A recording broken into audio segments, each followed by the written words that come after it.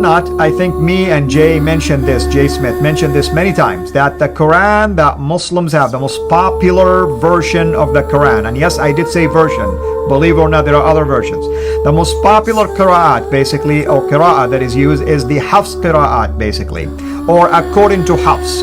And this is the 1924 Cairo edition, which, by the way, was not based on any written manuscript. It was supposedly based on an oral transmission from this particular reader of the Quran. His name is Hafs, and that was back in the technically speaking at the end of the 8th century, and somehow his reading is the most popular one, and somehow our Muslim friends are convinced that it's been transmitted orally for all of these years. Think about it, for 1300 years. And the claim is that it represents the Uthmanic rasm, or the structure of the letters, and it's also a replica of what was revealed to the Prophet of Islam from heaven. Now that's the claim. Today we're going to show you some samples of errors, linguistic errors, grammatical errors, and so on and so forth. For instance, the name of Abraham, and people will see that right now, in one of the verses in the Quran, it is written as Abram. Yeah, chapter 2, that's chapter 2 indeed. In the whole chapter, you can find the name Abram, basically Abraham. Right. So without an, let's say an E or a Ya. Without a Ya, exactly. Yeah, so the whole chapter contains, as you see above, without an E, let's say. But in the rest of the 113 chapters, the name is completely changed. So we should ask Allah, which is the correct way. The idea, of course, our Muslim friends gonna come back and say, wait a minute, I mean, the Quran was revealed orally. No. It says it is written in the preserved tablets in heaven. So which way it's written? Which way it was written? You tell me. The way with the Ya, or with the way without the Ya? And don't tell me Abraham and Ibrahim are one and the same. No, that's not the case, because I didn't grow up basically as a Muslim believing that his name was Abraham. It was the Bible that told me his name was Abram and became Abraham. That's what the Bible teaches, and there is a reason behind that change. But here, there is no logical reason why the name appears in two different ways.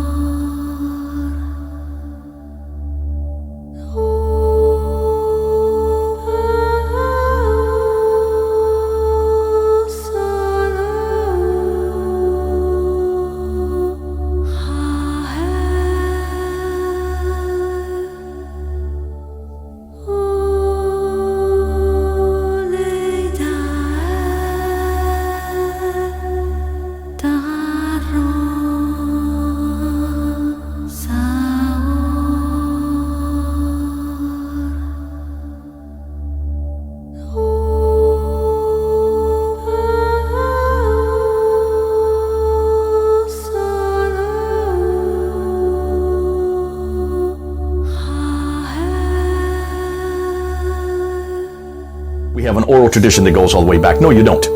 You only have an oral tradition that goes back to 1924, because what they're memorizing today is from 1924, the HAFS text. You're saying something that you haven't really thought through. You're making claims that you really haven't really put to the test.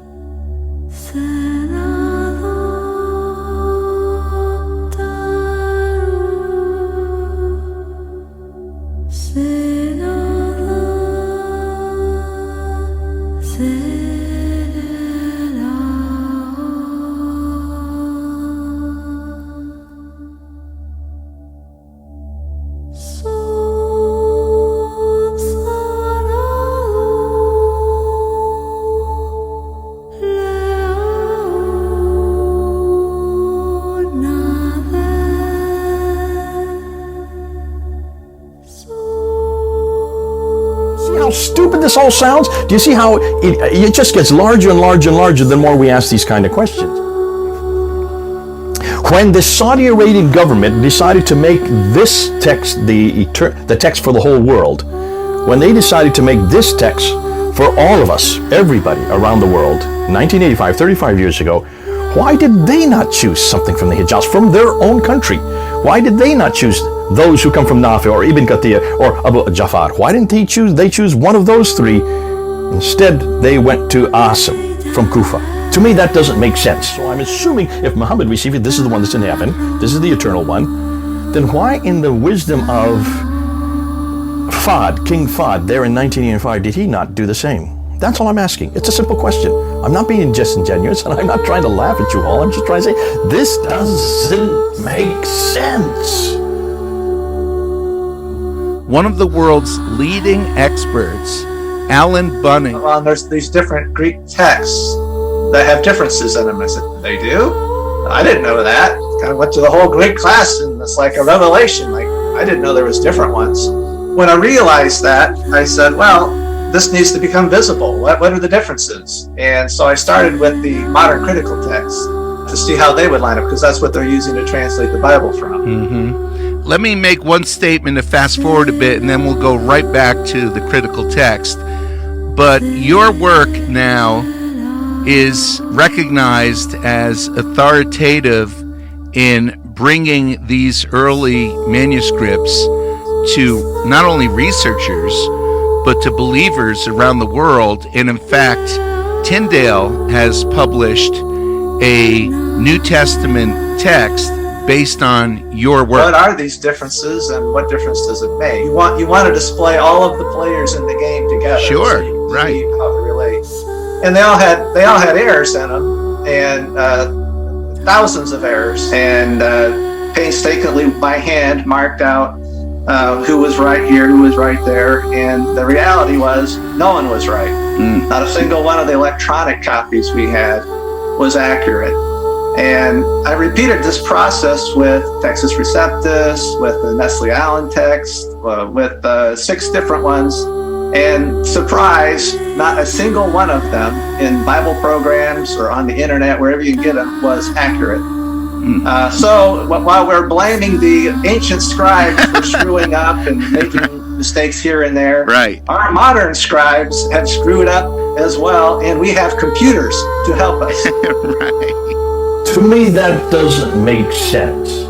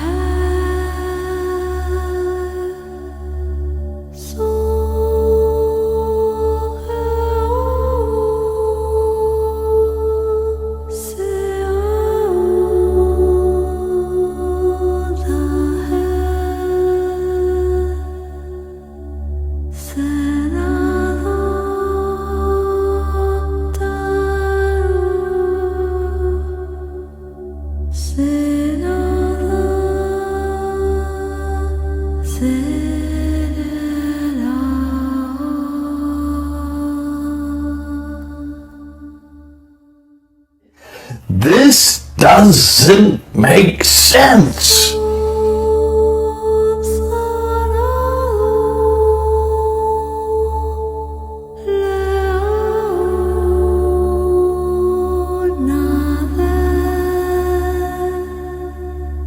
According to you, is Arabic the most sophisticated language? No, I mean, there's no way to measure sophistication of a language. Any language can express what it needs to express, and Arabic can express itself just like any other language. It's a normal language. So no, I don't think there's any specifically special about Arabic. It's just a language, just like any other language.